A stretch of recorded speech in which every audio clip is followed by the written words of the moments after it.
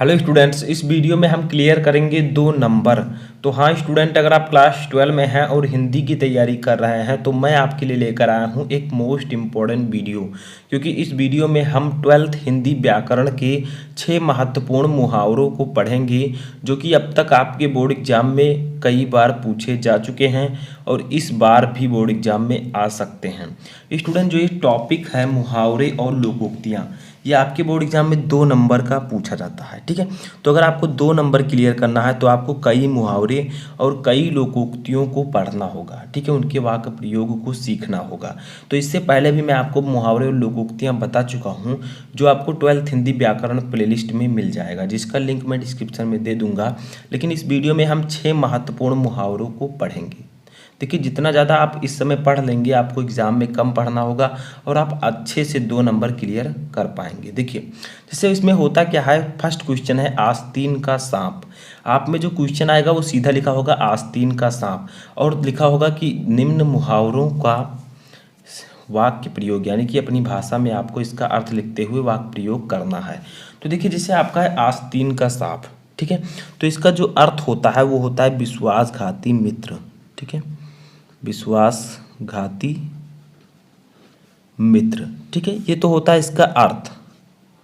आस्तीन के सांप का अर्थ होता है विश्वासघाती मित्र। अब इसका वाक्य प्रयोग आपको करना है। ठीक है, जैसे इंग्लिश ग्रामर में आप आइडियम्स एंड फ्रेजेस पढ़ते हैं वैसे इसमें मुहावरे और लोकोक्तियाँ। तो वाक्य प्रयोग में आपको क्या करना है कि आस्तीन का सांप जो है ये आना चाहिए। ठीक है, इस प्रकार से आप वाक्य प्रयोग कीजिए। तो देखिए, हम वाक्य प्रयोग करते हैं। भारत चीन को मित्र समझता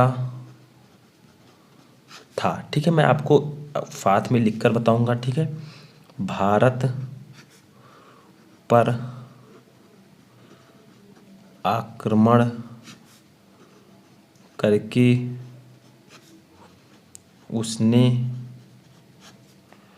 स्वयं को क्या आस्तीन का सांप, आस्तीन का सांप, ठीक है, सिद्ध कर दिया। ठीक है, तो आपको इस प्रकार से वाक्य प्रयोग करना है। जो आप वाक्य प्रयोग करेंगे उसमें आस्तीन का सांप आना चाहिए। कोई ज़रूरी नहीं है कि जो मैंने सेम लिखा है यही आप लिखें, आप कुछ और भी सेंटेंस बना सकते हैं, लेकिन जो क्वेश्चन है वो आस्तीन का सांप वो इस सेंटेंस में दिखना चाहिए। ठीक है, जो कि यहाँ पर आपको दिख रहा है। तो देखिए, आस्तीन का सांप का अर्थ होता है विश्वासघाती मित्र। वाक्य प्रयोग, भारत चीन को मित्र समझता था, भारत पर आक्रमण करके उसने स्वयं को आस्तीन का सांप सिद्ध कर दिया, यानी कि विश्वासघाती मित्र सिद्ध कर दिया। ठीक है, इसी प्रकार से आपका सेकंड भी होगा। तो फर्स्ट समझ में आया? कितने लोगों को आया कमेंट बॉक्स में ज़रूर बताएं और वीडियो को लाइक ज़रूर कर दीजिए। ठीक है, ताकि मैं आपके लिए और भी इम्पोर्टेंट वीडियो बना सकूं। सेकंड हमारा है कीचड़ उछालना। कीचड़ उछालना का मतलब होता है दोष लगाना। ठीक है, दोष लगाना है। कीचड़ उछालना का मतलब दोष लगाना, किसी के ऊपर दोष करना। ठीक है, तो वाक्य प्रयोग इसका कैसे करेंगे, तो इसका भी लिख देते हैं। तुम एक साधु, ठीक है, पुरुष पर कीचड़ उछाल रहे हो, उछाल रहे हो। ठीक है, तुम्हें शर्म आनी चाहिए, शर्म आनी चाहिए। ठीक है, तुम एक साधु पुरुष पर कीचड़ उछाल रहे हो, तुम्हें शर्म आनी चाहिए। तो कीचड़ उछालना का मतलब होगा दोष लगाना। ठीक है, किसी को ऊपर दोषारोपण करना। वाक्य प्रयोग क्या होगा, तुम एक साधु के ऊपर साधु पुरुष पर कीचड़ उछाल रहे हो, तुम्हें शर्म आनी चाहिए। ठीक है, तो कीचड़ उछालना जो है इसमें आपका आ गया है। ठीक है, कोई जरूरी नहीं कि कीचड़ उछालना ही आए, कीचड़ उछाल रहे हो, कीचड़ उछाल रहा है। ठीक है, ये सब आ सकते हैं। समझ में आया? तीसरा देखिए आपका है खून का प्यासा। खून का प्यासा का मतलब क्या होगा, इसका अर्थ जानी दुश्मन। ठीक है, जानी दुश्मन जो कि एक दूसरे के खून के प्यासे होते हैं, कब पाएं कब मार दें। ठीक है। तो जानी दुश्मन, जैसे देखिए इसका वाक्य प्रयोग हम सिंपली बहुत ही आसानी से कर सकते हैं। राम और रहीम आजकल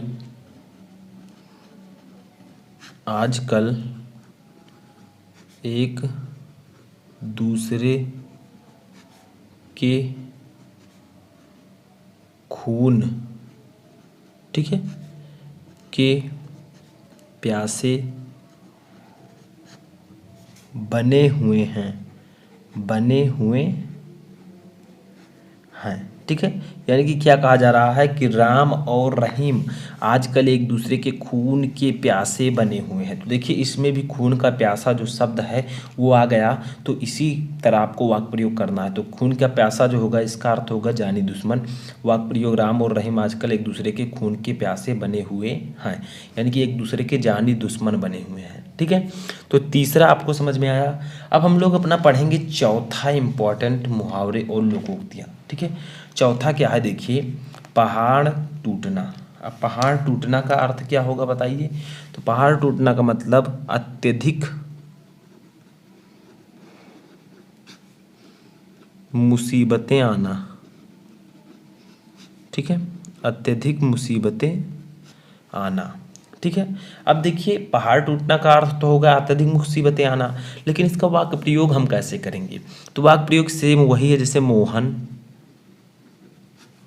के पिता की मृत्यु से उसके परिवार पर मानो, ठीक है, पहाड़ ही टूट पड़ा है। पहाड़ ही टूट पड़ा। ये मैंने ब्लैक से क्यों लिखा, क्योंकि ये क्वेश्चन में है, ठीक है, तो मैंने ब्लैक से लिख दिया है ताकि आप अच्छे से समझ सकें कि यही आपको मेनली वाक्य प्रयोग में करना होता है, ठीक है। जो क्वेश्चन है उसको यहाँ पर सेंटेंस में वाक्य में दर्शाना होता है। तो मोहन के पिता की मृत्यु से उसके परिवार पर मानो पहाड़ ही टूट पड़ा, ठीक है। तो पहाड़ ही टूट पड़ा ये वर्ड आपका इस सेंटेंस में भी आ चुका है। तो इसी प्रकार से आपको वाक्य प्रयोग करना है। पांचवा हमारा है, देखिए पांचवा है कि दांत खट्टे करना। अब दांत खट्टे करना का क्या अर्थ होगा, ठीक है। तो इसी प्रकार से आपको क्या करना है, इसका अर्थ होना है हराना, ठीक है। दांत खट्टे करना का अर्थ होगा हराना। अब इसका वाक्य प्रयोग हम कैसे करेंगे। तो देखिए भारतीय सेना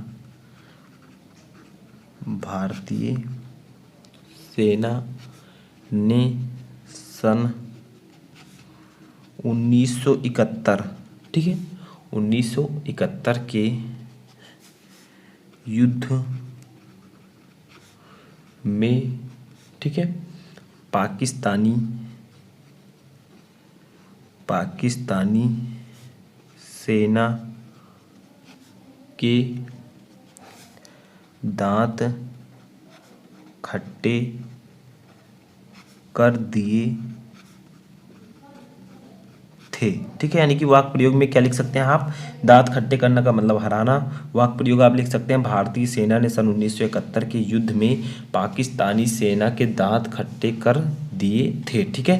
तो देखिए इस सेंटेंस में भी आपको दिख रहा है कि दांत खट्टे करना जो शब्द है वो आपका इस सेंटेंस में यूज हो चुका है, इस सेंटेंस में इसका उपयोग हो चुका है।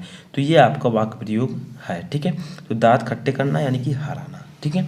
अब छठवां देखिए हमारा है, छठवां है हवाई किले बनाना। हवाई किले बनाना का मतलब ऊंची कल्पनाएं करना, ठीक है, ऊंची कल्पनाएं करना। तो दांत खट्टे का हवाई किले बनाना का मतलब ऊंची कल्पनाएं करना, ठीक है, यानी बहुत ऊंची ऊंची सोचना। तो देखिए अब क्या हम लिखेंगे इसका अर्थ, अभी तो तुम्हारा परीक्षा फल का मतलब इंग्लिश का क्या होगा, रिजल्ट, ठीक है, जो रिजल्ट आता है। अभी तुम्हारा परीक्षा फल भी नहीं आया, अभी से हवाई किले बनाने लगे हो। ठीक है, तो देखिए सेम वही चीज़ है, हवाई किले बनाना यानी कि ऊंची कल्पनाएं करना। वाक्य प्रयोग में हम क्या लिख सकते हैं, अभी तो तुम्हारा परीक्षा फल यानी कि रिजल्ट भी नहीं आया, अभी से हवाई किले बनाने लगे हो, यानी कि ऊंची ऊंची कल्पनाएं करने लगे हो कि 90%, 95, 98% आएगा। ठीक है, तो देखिए वही चीज़ें हैं जो आपको मुहावरे और लोकोक्तियाँ में करनी होती हैं। आपको जो दिया रहेगा उसका अर्थ लिखना है और उसका वाक्य प्रयोग कर देना है। ठीक है, इससे आपका 2 नंबर आसानी से क्लियर हो जाएगा।